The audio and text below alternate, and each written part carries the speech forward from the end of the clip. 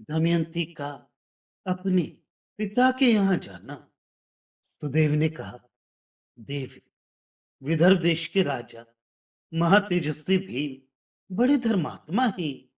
यह उन्हीं की पुत्री है।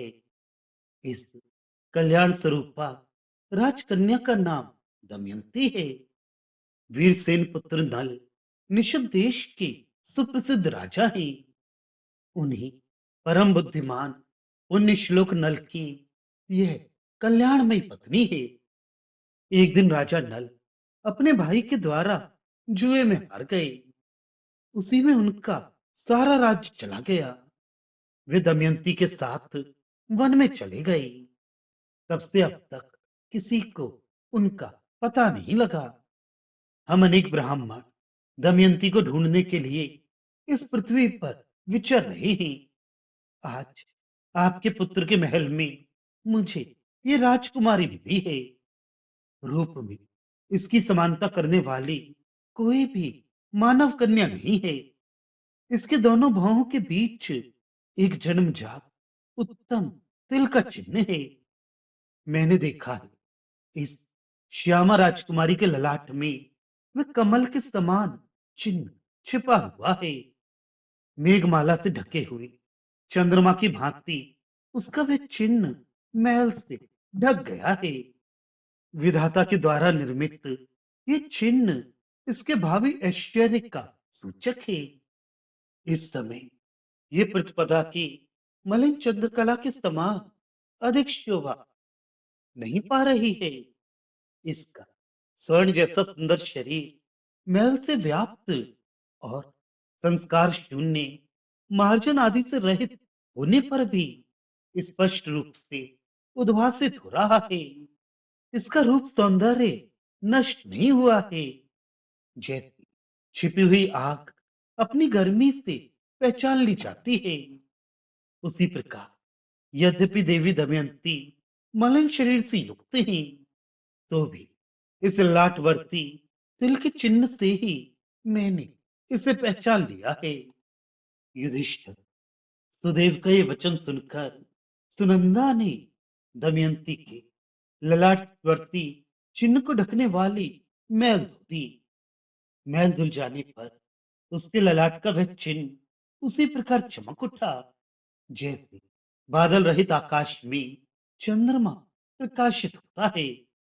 भारत उस चिन्ह को देखकर सुनंदा और राजमाता दोनों रोने लगी। दमयंती को हृदय से लगाई 2 घड़ी तक स्तब्ध खड़ी रही।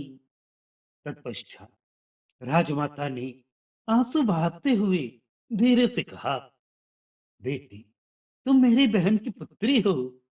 इस चिन्ह के कारण मैंने भी तुम्हें पहचान लिया।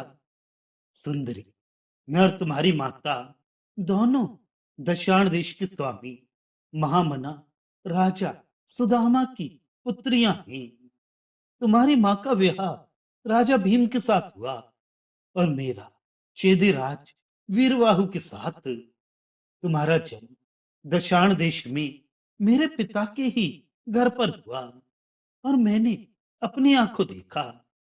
भामिनी, तुम्हारे लिए जैसे पिता का घर है, वैसा ही मेरा घर है।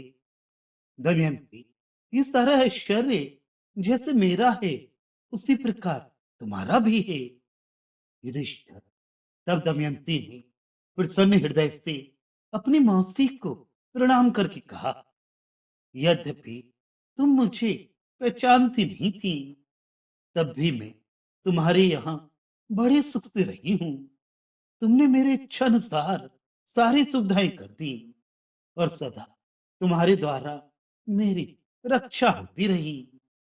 अब यदि मैं यहाँ रहूं तो ये मेरे लिए अधिक से अधिक सुखदायक होगा, इसमें संशय नहीं है। किंतु मैं बहुत दिनों से प्रवास में भटक रही हूँ।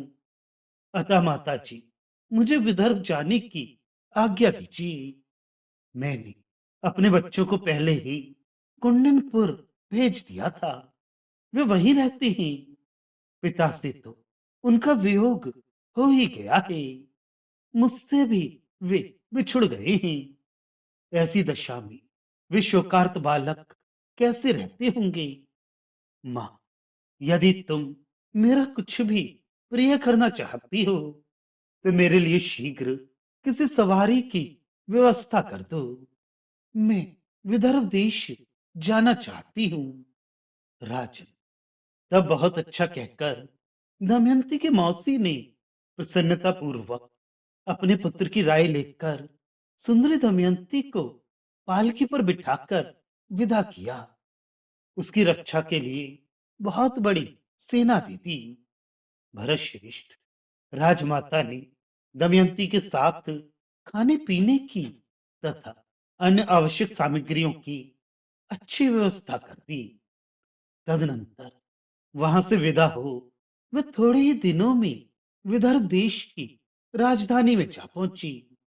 उसके आगमन से माता पिता आदि सभी बंधु बांधव बड़े प्रसन्न हुए और सबने उसका स्वागत सत्कार किया।